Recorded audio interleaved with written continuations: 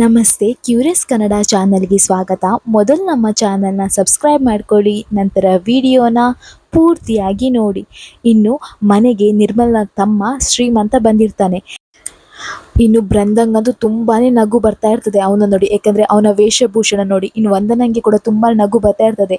ಇನ್ನು ಅವನು ಹೇಳ್ತಾನೆ, ಅಕ್ಕ ಏನಕ್ಕ ನೀನು ಮಾತಾಡಿಸ್ತಾನೆ ಇಲ್ಲ, ನೋಡು ನಾನು ನಿನಗೋಸ್ಕರ ಬೋಟಿ ತಂದಿದ್ದೇನೆ, ನೋಡು ತಕೋ, ಚಕ್ಕುಲಿ ತಂದಿದ್ದೇನೆ ತಕೋ ನೋಡು ಅಂತ ಹೇಳ್ತಾ ಇರ್ತಾನೆ. ಆವಾಗ ನಿರ್ಮಲ ಹೇಳ್ತಾಳೆ, ಈ ಸುಮ್ಮನೆ ಕುತ್ಕೊಳ್ಳೋ ಅಂತ ಹೇಳ್ತಾರೆ.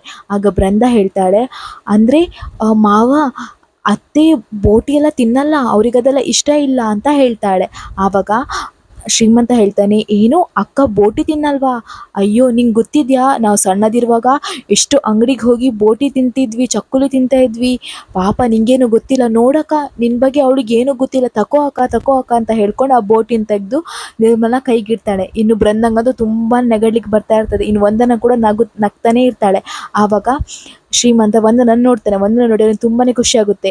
ಆಗ ಶ್ರೀಮಂತ ಹೇಳ್ತಾನೆ, ಯಾರೀ ಸುಂದರಿ, ಯಾರಿವಳು, ಇಷ್ಟು ಚಂದ ಇದ್ದಾಳಲ್ವಾ ಅಂತ ಹೇಳ್ತಾ ಅವಳ ಹತ್ರ ಹೋಗ್ತಾನೆ. ಅವಳ ಹತ್ರ ಹೋಗಿ ಹೇಳ್ತಾನೆ, ನಿಮ್ಮ ಹೆಸರೇನು? ನನ್ನ ಹೆಸರು ಶ್ರೀಮಂತ ಅಂತ ಹೇಳಿ, ಇಡೀ ಹತ್ತೂರಿಗೆ ನಾನೇ ಶ್ರೀಮಂತ, ನಿಮ್ಮ ಹೆಸರೇನು ಅಂತ ಹೇಳ್ತಾರೆ. ಆಗ ಅವಳು ಹೇಳ್ತಾಳೆ, ನಾನು ವಂದನ, ಶಕ್ತಿ ಪ್ರಸಾದ್ MLA ಅವ್ರ ಮಗಳು ಅಂತ ಹೇಳ್ತಾಳೆ. ಆಗ ಶ್ರೀಮಂತ ಹೇಳ್ತಾನೆ, ಏನು ಅಂದರೆ ನೀವು ಧನಲಕ್ಷ್ಮಿ, ಲಕ್ಷ್ಮಿ ಪುತ್ರಿ ನೀವು ಅಂತ ಹೇಳ್ತಾಳೆ. ಆಗ ಅವಳು ಹೇಳ್ತಾಳೆ, ನಿಂಗೆ ಮ್ಯಾನೆಸ್ ಇಲ್ವಾ, ಯಾಕೆ ಈ ರೀತಿ ಮಾಡ್ತಿದ್ಯಾ, ಇರಿಟೇಟಿಂಗ್ ಅನಾಯಿಂಗ್ ಪೀಪಲ್ ಅಂತ ಹೇಳ್ಕೊಂಡು ಬೈತಾ ಇರ್ತಾಳೆ. ಆವಾಗ ಶ್ರೀಮಂತ ಹೇಳ್ತಾನೆ, ಅಯ್ಯೋ ಎಷ್ಟು ಚೆನ್ನಾಗಿ ಬೈತಿದ್ದೀರ ನೋಡಿ, ನಂಗೆ ಹೊಗಳ್ತಿದ್ದೀರಾ ಬೈತಿದ್ದೀರಾ ಅಂತ ಗೊತ್ತಾಗ್ತಿಲ್ಲ, ಆದರೆ ಏನು ಮಾಡೋದು. ಅಲ್ಲ ನೀವು ಇಷ್ಟು ಜೋರಾಗಿ ಮಾತಾಡ್ತೀರಲ್ವಾ, ನಿಮ್ಗೆ ಯಾರು ಏನೂ ಹೇಳಲ್ವಾ, ನಿಂಗೆ ಮದುವೆ ಆಗಿದೆಯಾ ಅಂತ ಕೇಳ್ತಾನೆ. ಆಗ ವಂದನ ಹೇಳ್ತಾಳೆ, ಅದೆಲ್ಲ ನಿಂಗೆ ಯಾಕೆ ಅಂತ ಹೇಳ್ತಾಳೆ. ಅಲ್ಲ ಕೇಳಿದ್ದು ಸುಮ್ಮನೆ ಅಂತ ಹೇಳ್ತಾಳೆ. ಆಗ ವಂದನ ಹೇಳ್ತಾಳೆ, ಅತ್ತೆ ಇವನನ್ನು ಮೊದಲು ಇಲ್ಲಿಂದ ಕಳಿಸಿ ಅಂತ ಹೇಳ್ತಾಳೆ. ಆಗ ಶ್ರೀಮಂತ ಹೇಳ್ತಾನೆ, ಅಯ್ಯೋ ನಾನು ಈಗ ಹೋಗಲ್ಲ ಅಂತ ಹೇಳ್ತಾನೆ. ಆಗ ನಿರ್ಮಲ ಹೇಳ್ತಾಳೆ, ನೋಡು ನೀನೀಗ ಬಂದಿದ್ಯಲ್ವಾ, ಎಲ್ಲರನ್ನು ನೋಡಿದ್ಯಲ್ವಾ, ಇಲ್ಲಿಂದ ಹೋಗು, ನೀನು ನನ್ನ ನೋಡಲಿಕ್ಕೆ ಬಂದಿದ್ದಾನೆ, ನನ್ನ ನೋಡಿದ್ಯಲ್ವಾ, ನನ್ನ ಹತ್ರ ಮಾತಾಡಿದ್ಯಲ್ಲ, ಮೊದಲು ಇಲ್ಲಿಂದ ಹೋಗು ಅಂತ ಹೇಳ್ತಾಳೆ. ಆಗ ಶ್ರೀಮಂತ ಹೇಳ್ತಾನೆ, ಅಯ್ಯೋ ಅಕ್ಕ ಯಾಕಕ್ಕ ಈ ರೀತಿ ಹೇಳ್ತೀಯಾ, ನಾನಿನ್ನು ನನ್ನ ಅಳಿಯನ್ ನೋಡಬೇಕು, ಅವ್ನ ಹೆಂಡತಿನ ನೋಡಬೇಕು, ಅವ್ರನ್ನೆಲ್ಲ ನೋಡಿಕೊಂಡೇ ನಾನು ಹೋಗೋದು, ಈಗಂತೂ ಹೋಗಲ್ಲ ಅಂತ ಹೇಳ್ತಾನೆ. ಆಗ ಬೃಂದ ಹೇಳ್ತಾಳೆ, ಅಯ್ಯೋ ಮಾವ ಹಾಗೇನೆ ಮಾಡಿ, ನಿಮ್ಗೆ ಎಷ್ಟು ದಿನ ಬೇಕು ಅಷ್ಟು ದಿನ ಇಲ್ಲೇ ಇರಿ ಮಾವ ಅಂತ ಹೇಳಿ ಹೋಗಿ ಅಂತ ಹೇಳ್ತಾಳೆ ರೂಮಿಗೆ. ಇನ್ನು ಅವನು ಕೂಡ ರೂಮಿಗೆ ಹೋಗ್ತಾನೆ. ಆಗ ಬೃಂದ ಹೇಳ್ತಾಳೆ ನಿರ್ಮಲನಿಗೆ, ಅತ್ತೆ ಬೋಟಿ ಬೇಕಾ ಅತ್ತೆ, ಬೋಟಿ ಅಂತ ಹೇಳ್ಕೊಂಡು ನಗ್ತಾ ಇರ್ತಾಳೆ. ಆಗ ನಿರ್ಮಲ ಹೇಳ್ತಾಳೆ, ಬೃಂದ ಬಾಯಿ ಮುಚ್ಕೊಂಡು ಇಲ್ಲಿಂದ ಹೋಗು ಅಂತ ಹೇಳಿ ಗದರ್ತಾಳೆ. ಆಗ ಬೃಂದ ತುಂಬಾ ನಗ್ತಾ ನಗ್ತಾ ಅಲ್ಲಿಂದ ಹೋಗ್ತಾಳೆ. ಇನ್ನು ಈ ಕಡೆ ವಿಕ್ಕಿ ತುಂಬ ಟೆನ್ಷನಲ್ಲಿ ಕೂತ್ಕೊಂಡಿರ್ತಾನೆ ಮನೆಯಲ್ಲಿ. ಅವನು ಯೋಚನೆ ಮಾಡ್ತಿರ್ತಾನೆ, ಯಾಕಪ್ಪ ದೇವ್ರೆ ಈ ರೀತಿಯೆಲ್ಲ ಆಗ್ತುಂಟು, ಆ ಸಂಧ್ಯಾ ಕೇಸ್ ಮುಗೀತು ಅಂತ ಅಂದ್ಕೊಂಡಿದ್ದೆ ಅವಳದು, ಆದರೆ ಅವಳು ಇವಾಗಲೂ ನಂಗೆ ಕಾಟ ಕೊಡ್ತಿದ್ದಾಳಲ್ಲ, ಈಗ ನಾನು ಏನು ಮಾಡಲಿ, ಇದೆಲ್ಲ ನೋಡ್ತಾ ಇದ್ದರೆ ಒಂದೇ ನಾನು ಜೈಲಿಗೆ ಹೋಗ್ತೇನೆ ಅಥವಾ ರೀತು ಹೋಗ್ತಾಳೆ, ಏನು ಮಾಡಲಿ, ಏನು ಮಾಡಬೇಕಂತಲೇ ಗೊತ್ತಾಗ್ತಿಲ್ಲ ಅಲ್ವಾ, ಇದರಿಂದ ಹೇಗೆ ತಪ್ಪಿಸ್ಕೊಳ್ಳಿ ನಾನು ಅಂತ ಹೇಳ್ಕೊಂಡು ಯೋಚನೆ ಮಾಡ್ತಾನೆ ಇರ್ತಾನೆ. ಆವಾಗ ಅವನ ಅಮ್ಮ ಬರ್ತಾಳೆ. ಆಗ ಅವಳು ಹೇಳ್ತಾಳೆ, ಏನಾಯ್ತು ವಿಕ್ಕಿ, ಯಾಕೆ ಈ ರೀತಿ ಯೋಚನೆ ಮಾಡ್ತಿದ್ಯಾ ಅಂತ ಹೇಳ್ತಾಳೆ. ಆಗ ವಿಕ್ಕಿ ಹೇಳ್ತಾನೆ, ಏನಿಲ್ಲ ಅಮ್ಮ, ನೀ ಸುಮ್ಮನೆ ಇಲ್ಲಿಂದ ಹೋಗು, ನನ್ನ ಟೆನ್ಷನಲ್ಲಿ ನಾನಿದ್ದೇನೆ ಅಂತ ಹೇಳ್ತಾನೆ. ಆಗ ಅವರ ಅಮ್ಮ ಹೇಳ್ತಾಳೆ, ಅಲ್ಲ ನಿನ್ಗೇನು ಟೆನ್ಷನ್, ನಿನ್ನ ವಯಸ್ಸಿನಲ್ಲಿ ಎಷ್ಟು ಜವಾಬ್ದಾರಿ ಇರ್ತದೆ, ಆದರೆ ನಿನಗೆ ಆ ಜವಾಬ್ದಾರಿ ಏನೂ ಇಲ್ಲ, ಯಾವುದು ಬೇಡದ ವಿಷಯ ಇದೆ ಅಲ್ವಾ, ಅದಕ್ಕೆ ನಿನಗೆ ಜವಾಬ್ದಾರಿ ಖಾಲಿ, ಅದ್ರ ಬಗ್ಗೆನೇ ಯೋಚನೆ ಮಾಡು. ಆ ಹುಡುಗಿ ತಂಟೆಗೆ ಹೋಗಿ ಕೋರ್ಟ್ ತನಕ ಹೋಗಿ ಬಂದೆ, ಆದರೆ ಇವಾಗ ಈ ರೀತಿ ಟೆನ್ಷನ್ ಮಾಡ್ಕೊಂಡು ಕೂತ್ಕೊಂಡಿದ್ಯಾ. ವಿಕಿ ಏನಾಯ್ತು ಹೇಳು, ನೋಡು ಇನ್ನಾದರೂ ಒಳ್ಳೆ ರೀತಿಯಿಂದ ಇರು, ಅದನ್ನು ಮೊದಲು ಯೋಚನೆ ಮಾಡಿ ನೀನು ಅಂತ ಹೇಳಿ ಬುದ್ಧಿವಾದ ಹೇಳ್ತಾರೆ. ಆಗ ವಿಕ್ಕಿ ಹೇಳ್ತಾನೆ, ಅಯ್ಯೋ ನಿಂಗೆ ಯಾಕಮ್ಮ ಅರ್ಥ ಆಗ್ತಿಲ್ಲ, ನನ್ನ ಟೆನ್ಷನ್ ನನಗೆ ಇಲ್ಲಿ ಅಂತ ಹೇಳ್ತಾರೆ. ಆಗ ವಿಕ್ಕಿ ಅಮ್ಮ ಹೇಳ್ತಾರೆ, ಏನು ಟೆನ್ಷನ್ ನಿಂಗೆ, ನೋಡು ಇನ್ನು ರೀತುನ ಮದುವೆ ಆಗಿ ನೆಮ್ಮದಿಯಾಗಿ ಇರು, ಒಳ್ಳೆ ಮಾಡಿ ಜೀವನ ಮಾಡು ಅಂತ ಹೇಳ್ತಾರೆ. ಆಗ ವಿಕ್ಕಿ ಹೇಳ್ತಾನೆ, ಅಯ್ಯೋ ಅದೇ ಮದುವೆ ಆಗುತ್ತಾ ಇಲ್ವಾ ಅನ್ನೋ ಟೆನ್ಷನ್ ಅಮ್ಮ, ನಂತರ ಏನೂ ಮಾತಾಡಬೇಡ ಅಂತ ಹೇಳ್ಕೊಂಡು ಅಲ್ಲಿಂದ ಎದ್ದು ಹೋಗ್ತಾನೆ. ಇನ್ನು ಈ ಕಡೆ JP ಯೋಚನೆ ಮಾಡ್ತಾ ಇರ್ತಾನೆ, ಅಲ್ಲ ಶ್ಯಾಮ್ ಇದೆಲ್ಲ ಹೇಗೆ ಸಾಧ್ಯ, ಭಾರ್ಗವಿ ನಿಜವಾಗೂ ಬದಲಾದ್ಲಾ, ಅವಳು ನಿಜವಾಗಿಯೂ ಬದಲಾಗಿದ್ದಾಳೆ ಅನ್ನೋದು ನನಗೆ ನಂಬಿಕೆ ಬರ್ತಾ ಇಲ್ಲ. ಅದೇ ಹೇಳ್ತಾರಲ್ಲ ನರಿ ಬುದ್ಧಿ ಅಂತ, ಅದೇನಾದರೂ ತೋರಿಸ್ತಿದ್ದಾಳ ಈ ಭಾರ್ಗವಿ, ಅವಳನ್ನು ನಂಬೋಕ್ಕೂ ಆಗ್ತಾ ಇಲ್ಲ. ಅಷ್ಟೆಲ್ಲ ಹಾರಾಡ್ತಿದ್ದವಳು, ಅಷ್ಟೆಲ್ಲ ಜೋರು ಮಾಡ್ತಿದ್ದವಳು, ಕಿರ್ಚಾಡ್ತಿದ್ದವಳು, ನನಗೆ ಜಸ್ಟಿಸ್ ಬೇಕೇ ಬೇಕು ಅಂತ ಹೇಳ್ತಿದ್ದವಳು, ಇವಾಗ ನೋಡಿದರೆ ಈ ಥರ ಇದ್ದಾಳಲ್ವಾ, ನಿಜವಾಗ್ಲೂ ನಂಬೋದ ಅವಳನ್ನು ಅಂತ ಹೇಳ್ತಾ ಇರ್ತಾನೆ ಜೆ ಪಿ. ಆಗ ಶ್ಯಾಮ್ ಹೇಳ್ತಾನೆ, ನನಗೂ ಅದೇ ಡೌಟ್, ಆದರೆ ಬದಲಾಗಿರ್ಬೋದು ಸರ್, ಯಾಕಂದರೆ ಅವಳು ಏನೂ ಮಾತಾಡ್ತಿಲ್ಲ, ಆಕೆ ಆ ಕೇಸ್ ಬಗ್ಗೆನೂ ಯೋಚನೆ ಮಾಡ್ತಿಲ್ಲ, ಖಾಲಿ ಅಡುಗೆ ಮನೆಯಲ್ಲೇ ಇರ್ತಾಳೆ. ನಾನು ಕೂಡ ನೋಡಿದ್ದೇನಲ್ವ, ಕೋರ್ಟ್ ಕಡೆನೂ ಬರ್ತಾ ಇಲ್ಲ, ಅವಳ ಪರವಾಗಿ ಯಾರೂ ಅಲ್ಲಿ ಬರ್ತಾನೂ ಇಲ್ಲ. ಹಾಗಿರುವಾಗ ನಾವು ಇದನ್ನು ನಂಬೋದು ಅಂತ ಅನಿಸ್ತದೆ ನನಗೆ ಅಂತ ಶ್ಯಾಮ್ ಹೇಳ್ತಾನೆ. ಆಗ ಜೆ ಪಿ ಹೇಳ್ತಾನೆ, ಇಲ್ಲ, ಇಲ್ಲಿ ಏನೋ ಆಗ್ತಿದೆ, ಭಾರ್ಗವಿ ಅಷ್ಟು ಸುಲಭವಾಗಿ ಸೋಲ್ತಾಳಾ? ಇಲ್ಲ, ಅವಳು ಏನಾದರೂ ಮಾಡ್ತಿದ್ದಾಳೆ, ಅದು ನಮ್ಗೆ ಅರ್ಥ ಆಗ್ತಿಲ್ಲ, ಅವಳು ಏನೋ ಗೇಮ್ ಮಾಡ್ತಿದ್ದಾಳೆ ಅಂತ ಹೇಳಿ ನನ್ಗೆ ಅನಿಸ್ತಾ ಉಂಟು ಅಂತ ಹೇಳ್ತಾನೆ. ಆಗ ಬೃಂದ ಬರ್ತಾಳೆ. ಹೇಳ್ತಾಳೆ, ಇಲ್ಲ ಮಾವ, ಭಾರ್ಗವಿ ನಿಜವಾಗಿಯೂ ಬದಲಾಗಿದ್ದಾಳೆ ಅಂತ ಹೇಳ್ತಾಳೆ. ಆಗ ಜೆ ಪಿ ಹೇಳ್ತಾನೆ, ಅಂದರೆ ಏನರ್ಥ ಅಂತ ಹೇಳ್ತಾನೆ. ಆಗ ಬೃಂದ ಹೇಳ್ತಾಳೆ, ನೋಡಿ ಮಾವ, ಅವಳು ಇವಾಗ ಮನೆಯಲ್ಲೇ ಇರ್ತಾಳೆ, ಮನೆ ಬಿಟ್ಟು ಎಲ್ಲಿಗೂ ಹೋಗಲ್ಲ. ಅವಳು ಅಡುಗೆ ಯಾವ್ದು ಮಾಡೋದು ಅದ್ರ ಬಗ್ಗೆನೇ ಯೋಚನೆ ಮಾಡ್ತಾಳೆ. ಅದನ್ನು ಬಿಟ್ಟು ನಾನು ಏನಾದರೂ ಅವಳಿಗೆ ಹೇಳಿದರೆ, ಕೇಸ್ ತಗೋ ಹಾಗೆ ಹೀಗೆ ಅಂತ ಹೇಳಿದರೆ, ಕೆಣಕಿದ್ರೆ ಅವಳು ಏನೂ ಹೇಳಲ್ಲ. ಅವಳು ಹೇಳ್ತಾಳೆ, ನಾನು ಅರ್ಜುನ್ ಜೊತೆಗೇ ಇರಬೇಕು, ಅವನಿಗೋಸ್ಕರ ನಾನಿರೋದು ಅಂತ ಅಷ್ಟೇ ಹೇಳ್ತಾಳೆ ಬಿಟ್ಟರೆ ಕೇಸ್ ಬಗ್ಗೆ ಅವಳು ಏನು ಯೋಚನೆನೂ ಮಾಡಲ್ಲ, ಅದ್ರ ಬಗ್ಗೆ ಎಲ್ಲೂ ಮಾತಾಡಲ್ಲ. ಹಾಗಿರುವಾಗ ನಾವು ನಂಬಲೇಬೇಕಲ್ವಾ ಅಂತ ಹೇಳ್ತಾಳೆ. ಇನ್ನು ಜೆ ಪಿ ಹೇಳ್ತಾನೆ, ನನಗೂ ಅದೇ ಅನಿಸ್ತಿದೆ, ಆದರೆ ಏನು ಗೊತ್ತಾ, ಒಬ್ರದ್ದು ಕಾಲ್ ಬಂತು, ಅದೇ ಅನ್ನೋನ್ ನಂಬರಿಂದ, ಅವ್ರು ಯಾರಂತ ನನಗೂ ಗೊತ್ತಿಲ್ಲ, ನಿಂಗೆ ಕಾಲ್ ಬಂತಲ್ಲ, ಅದೇ ಲೇಡಿ ನನಗೆ ಕೂಡ ಕಾಲ್ ಮಾಡಿದ್ರು ಅಂತ ಹೇಳ್ತಾನೆ. ಆವಾಗ ಬೃಂದಂಗೆ ಶಾಕ್ ಆಗುತ್ತೆ.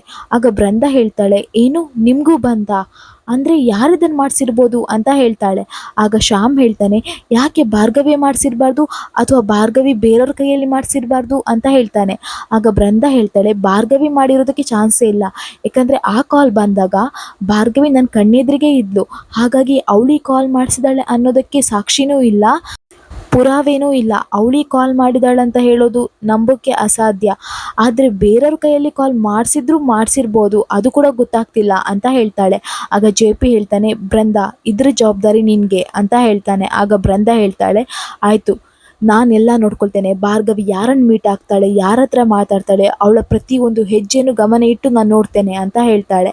ಆಗ ಶ್ಯಾಮ್ ಹೇಳ್ತಾನೆ, ಆಯಿತು ಸರ್, ನಾನು ಕೂಡ ಕೋರ್ಟಲ್ಲಿ ಅವಳ ಪರವಾಗಿ ಯಾರು ಕೇಸ್ ತಗೊಳ್ತಾರೆ, ಯಾರಾದರೂ ಕೇಸಿನ ವಿಷಯ ಮಾತಾಡ್ತಾರೆ, ಎಲ್ಲನೂ ನಾನು ನಿಮಗೆ ಅಪ್ಡೇಟ್ ಮಾಡ್ತೇನೆ ಅಂತ ಹೇಳ್ತಾರೆ. ಆಗ ಜೆ ಪಿ ಹೇಳ್ತಾನೆ, ಹೌದು, ಮದವೇರಿದ ಆನೆನ ಹಾಗೆ ಹಿಡಿಬಾರ್ದು, ಕೆಡ್ಡ ತೋಡಿ ಹಿಡಿಬೇಕು, ಅದೇ ರೀತಿ ನಾವೀಗ ಕೆಲಸ ಮಾಡಬೇಕು ಅಂತ ಹೇಳ್ತಾ ಇರ್ತಾನೆ. ಇನ್ನು ಈ ಕಡೆ ಭಾರ್ಗವಿ ಬಟ್ಟೆ ಮಡ್ಚ್ಕೊಂಡು ಬರ್ತಾ ಇರ್ತಾಳೆ. ಆವಾಗ ಶ್ರೀಮಂತ ಬಂದು ಅವಳಿಗೆ ಡಿಕ್ಕಿ ಕೊಡ್ತಾನೆ. ಆಗ ಭಾರ್ಗವಿ ಹೇಳ್ತಾಳೆ, ಯಾರು ನೀವು, ಕಾಣಲ್ವಾ, ಯಾಕೆ ಡಿಕ್ಕಿ ಕೊಟ್ರಿ ಅಂತ ಹೇಳ್ತಾಳೆ. ಆವಾಗ ಶ್ರೀಮಂತ ಹೇಳ್ತಾನೆ, ಯಾರಮ್ಮ ನೀನು, ನನ್ನನ್ನೇ ತಳ್ಳಿ ನನಗೆ ಹೇಳ್ತೀಯ, ಯಾರು ನೀನು ಅಂತ ಹೇಳ್ತಾರೆ. ಆಗ ಅವಳು ಹೇಳ್ತಾಳೆ, ನಾನು ಯಾರು ಅನ್ನೋದು ಬಿಡಿ, ನೀವ್ಯಾರು, ಇಲ್ಲಿಗೆ ಬಂದಿದ್ದೀರಲ್ವಾ, ಯಾರು ನೀವು ಅಂತ ಹೇಳ್ತಾರೆ. ಆಗ ಅವನು ಹೇಳ್ತಾನೆ, ನಾನು ಶ್ರೀಮಂತ ಅಂತ ಹೇಳ್ತಾರೆ. ಆಗ ಅವಳು ಹೇಳ್ತಾಳೆ, ನಾನು ಗುಣವತ್ರಿ ಅಂತ ಹೇಳ್ತಾಳೆ. ಆಗ ಅವನು ಹೇಳ್ತಾನೆ, ಹೌದಾ, ನಾನು ನಿಮ್ಮನ್ನು ಯಾವತ್ತಿಲ್ಲಿ ನೋಡೇ ಇಲ್ಲ ಅಲ್ವಾ ಅಂತ ಹೇಳ್ತಾನೆ. ಆಗ ಭಾರ್ಗವಿ ಹೇಳ್ತಾಳೆ, ನಾನು ಕೂಡ ನಿಮ್ಮನ್ನು ನೋಡಲಿಲ್ಲ, ಅಂದಾಗೆ ನೀವು ಯಾವೂರು ಶ್ರೀಮಂತರು ಅಂತ ಹೇಳ್ತಾರೆ. ಆಗ ಅವನು ಹೇಳ್ತಾನೆ, ನಾನು ಹತ್ತೂರಿಗೆ ನಾನೇ ಶ್ರೀಮಂತ ಅಂತ ಹೇಳ್ತಾನೆ. ಆಗ ಭಾರ್ಗವಿ ತುಂಬ ನಗ್ತಾನೆ ಇರ್ತಾಳೆ ಅವನ ವೇಷಭೂಷಣ ನೋಡಿ.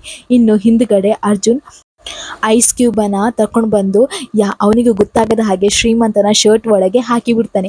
ಇನ್ನು ಅವನು ಅಯ್ಯೋ ಜಿರ್ಲೆ ಅಂತ ಹೇಳ್ಕೊಂಡು ಕಿರುಚಾಡ್ಕೊಂಡು ಬೀಳ್ಕೊಂಡು ಎದ್ಕೊಂಡು ಓಡಾಡ್ತಾ ಇರ್ತಾನೆ. ಆವಾಗ ಭಾರ್ಗವಿ ಅರ್ಜುನ್ ತುಂಬ ನಗಾಡ್ತಾ ಇರ್ತಾರೆ. ಇನ್ನು ಅವನು ಹೇಳ್ತಾನೆ, ಅಯ್ಯೋ ಇದು ಜಿರಳೆ ಅಲ್ಲ, ಐಸಾ ಅಂತ ಹೇಳ್ತಾನೆ. ಆಗ ಅರ್ಜುನ್ ಹೇಳ್ತಾನೆ, ಮಾವ ಅಂತ ಹೇಳ್ತಾನೆ. ಇನ್ನು ಅವನು ಹೇಳ್ತಾನೆ, ಅಳಿಯ ಹೇಗಿದ್ದೀಯಾ ಅಂತ ಹೇಳ್ಕೊಂಡು ತುಂಬಾ ಹಗ್ ಮಾಡ್ಕೊಂಡು ತುಂಬ ನಗ್ತಾ ಇರ್ತಾರೆ. ಇನ್ನು ಅರ್ಜುನ್ ಹೇಳ್ತಾನೆ, ಭಾರ್ಗವಿ, ಇವ್ರು ಯಾರು ಗೊತ್ತಾ, ಇವ್ರು ನನ್ನ ಮಾವ ಶ್ರೀಮಂತ, ಮನಸ್ಸಿಂದ ಕೂಡ ಹಾಗೇನೆ, ಆದರೆ ಬಾಯಿ ಮಾತ್ರ ದೊಡ್ಡದು ಅಂತ ಹೇಳ್ತಾನೆ. ಇನ್ನು ಅವನು ಹೇಳ್ತಾನೆ, ಅದು ಹೌದು, ಇದ್ಯಾರು, ಇವ್ರು ಯಾರಂತಲೇ ಗೊತ್ತಾಗ್ತಿಲ್ಲ, ಈ ನಾರಿ ಯಾರಿದು ಅಂತ ಹೇಳ್ತಾನೆ. ಆಗ ಅರ್ಜುನ್ ಹೇಳ್ತಾನೆ, ಅದು ಇವ್ರು ನನ್ನ ಹೆಂಡತಿ ಮಾವ ಅಂತ ಹೇಳ್ತಾನೆ. ಆಗ ಅವ್ರಿಗೆ ತುಂಬಾ ಖುಷಿಯಾಗುತ್ತೆ. ಏನು ಅಂದರೆ ನಿನ್ನ ಹೆಂಡತಿಯ, ಈ ಕಡೆಯಿಂದ ನೋಡಿದರೆ ಭಾರತೀಯ ನಾರಿ, ಇನ್ನು ಈ ಸೈಡಿಂದ ನೋಡಿದರೆ ಕನ್ನಡಾಂಬೆ, ಎಷ್ಟು ನೋಡ್ಲಿಕ್ಕೆ ಚಂದ ಇದ್ದಾಳೆ, ಒಳ್ಳೆ ಜೋಡಿ ಕಾಣೋ ನಿಮ್ಮಿಬ್ರದು, ಆದರೆ ನೀನು ನನಗೆ ಮದುವೆಗೆ ಹೇಳಲೇ ಇಲ್ಲ ಅಲ್ವಾ, ಯಾಕೋ ನಂಗೆ ಹೇಳಲಿಲ್ಲ ಅಳಿಮಯ್ಯ ಅಂತ ಹೇಳ್ತಾನೆ. ಆಗ ಅವನು ಹೇಳ್ತಾನೆ, ಅಯ್ಯೋ ಮಾವ, ಅದೊಂದು ದೊಡ್ಡ ಸ್ಟೋರಿ, ನಾನು ಇಷ್ಟಪಟ್ಟು ಯಾರಿಗೂ ಹೇಳದೆ ಕೇಳದೆ ಮದುವೆ ಆಗಿ ಬಂದ್ಬಿಟ್ಟೆ ಅಷ್ಟೇ, ನಿಮಗೆಲ್ಲ ಗೊತ್ತಾಗುತ್ತೆ ಮತ್ತೆ ಅಂತ ಹೇಳ್ತಾನೆ. ಇನ್ನು ಅವರೆಲ್ಲ ಖುಷಿಯಾಗಿ ಅಲ್ಲಿಂದ ಹೋಗ್ತಾರೆ. ಇನ್ನು ಭಾರ್ಗವಿ ರೂಮಲ್ಲಿರ್ತಾರೆ. ಆಗ ಅರ್ಜುನ್ ಭಾರ್ಗವಿಗೋಸ್ಕರ ಸೀರೆ ತರ್ತಾನೆ. ಇನ್ನು ಅರ್ಜುನ್ ಹೇಳ್ತಾನೆ, ಇದು ನಿಮಗೋಸ್ಕರ ಸೀರೆ ತಂದಿದ್ದು ಅಂತ ಹೇಳ್ತಾನೆ. ನೀವು ತಗೊಳ್ತೀರಾ ಅನ್ನೋದು ನಂಗೆ ಗೊತ್ತಿಲ್ಲ, ಆದರೆ ನಿಮಗೋಸ್ಕರ ಇಷ್ಟಪಟ್ಟು ತಂದೆ. ಇದು ಯಾವಾಗ ತಂದೆ ಅಂತ ಗೊತ್ತಿದೆಯಾ ನಿಮಗೆ? ನನಗೆ ಯಾವಾಗ ಅನಿಸ್ತು ನೀವೇ ನನ್ನ ಹೆಂಡತಿ ಆಗ್ತೀರಾ ಅನ್ನೋದು ಕನ್ಫರ್ಮೇಷನ್ ಯಾವಾಗ ಸಿಕ್ತು ಆವಾಗ ನಾನು ಇದನ್ನು ತಂದಿದ್ದು ಅಂತ ಹೇಳ್ತಾನೆ. ಆಗ ಭಾರ್ಗವಿಗೆ ತುಂಬಾ ಖುಷಿಯಾಗುತ್ತೆ. ಆಗ ಭಾರ್ಗವಿ ಹೇಳ್ತಾಳೆ, ಆಯಿತು ನಾನು ತಗೊಳ್ತೇನೆ ಅಂತ ತಗೊಳ್ತಾಳೆ. ಇನ್ನು ಅರ್ಜುನ್ಗೆ ತುಂಬಾ ಶಾಕ್ ಆಗುತ್ತೆ. ಅಂದರೆ ನೀವು ತಗೊಳ್ತೀರಾ? ಅಲ್ಲ, ನಂಗೆ ನಂಬೋಕೆ ಆಗ್ತಿಲ್ಲ. ಅಂದರೆ ನಿಮಗೆ ನನ್ನ ಮೇಲೆ ಸಿಟ್ಟು, ಕೋಪ, ಬೇಜಾರು ಏನೂ ಇಲ್ವಾ ಭಾರ್ಗವಿ ಅವರೇ ಅಂತ ಹೇಳ್ತಾನೆ. ಆಗ ಭಾರ್ಗವಿ ಹೇಳ್ತಾಳೆ, ಇಲ್ಲ ಪಾರ್ಥ, ಆ ರೀತಿ ಏನೂ ಇಲ್ಲ ಅಂತ ಹೇಳ್ತಾಳೆ. ಆಗ ಅರ್ಜುನಿಗೆ ತುಂಬ ಖುಷಿಯಾಗುತ್ತೆ. ಅಂದರೆ ನೀವು ನನಗೆ ಪಾರ್ಥ ಅಂತ ಕರೆದ್ರಾ? ಅಂದರೆ ನೀವು ನನ್ನ ಒಪ್ಕೊಂಡಿದ್ದೀರಾ ಭಾರ್ಗವಿ ಅವರೇ? ನೀವು ನನ್ನ ನಿಜವಾಗ್ಲೂ ಒಪ್ಕೊಂಡಿದ್ದೀರಾ? ಅಂದರೆ ನಿಮಗೆ ನನ್ನ ಮೇಲೆ ಯಾವುದೇ ಅನುಮಾನ ಇಲ್ವಾ ಅಂತ ಕೇಳ್ತಾನೆ. ಆಗ ಭಾರ್ಗವಿ ಹೇಳ್ತಾಳೆ, ಹೌದು, ನಂಗೆ ಈ ಮನೇಲಿ ಯಾರನ್ನು ನಂಬೋದು ಬಿಡೋದು ಅಂತಲೇ ಗೊತ್ತಾಗ್ತಿರ್ಲಿಲ್ಲ ಪಾರ್ಥ. ಆದರೆ ಇವಾಗ ನಿಮ್ಮ ಮೇಲೆ ನಂಬಿಕೆ ಇದೆ. ನಾನು ನಿಮ್ಮನ್ನು ಮನಸಾರೆ ಪ್ರೀತಿಸ್ತಾ ಇದ್ದೇನೆ. I love you so much ಅಂತ ಹೇಳ್ತಾಳೆ. ಆಗ ಅರ್ಜುನ್ ಕೂಡ ಐ ಲವ್ ಯು ಟು ಅಂತ ಹೇಳ್ತಾರೆ. ಇನ್ನು ಇಬ್ಬರು ಒಬ್ರನ್ನೊಬ್ರು ಹಗ್ ಮಾಡ್ತಾರೆ, ತುಂಬ ಖುಷಿಯಾಗಿರ್ತಾರೆ. ಇಲ್ಲಿಗೆ ಈ ವಿಡಿಯೋ ಮುಗಿಯುತ್ತೆ. ನಮ್ಮ ಕ್ಯೂರಿಯಸ್ ಕನ್ನಡ ಚಾನಲ್ನ ಸಬ್ಸ್ಕ್ರೈಬ್ ಮಾಡ್ಕೊಳ್ಳಿ.